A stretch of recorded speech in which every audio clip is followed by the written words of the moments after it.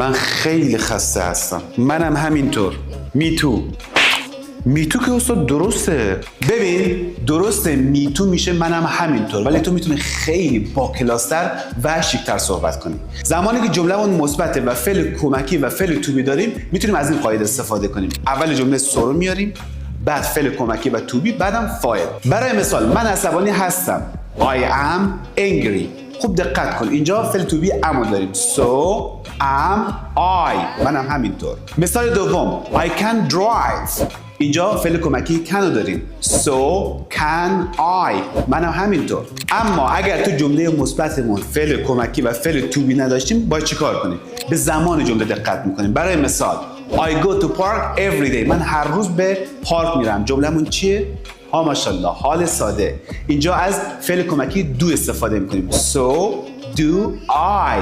مثال دوم I bought a car yesterday.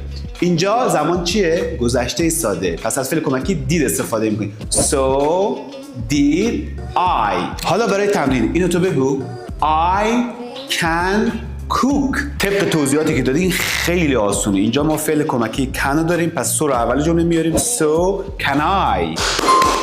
حالا اینو بگو I drank coffee. اینجا ما فعل کمکی نداریم ولی زمان گذشته هستش، پس باید بگیم so did I.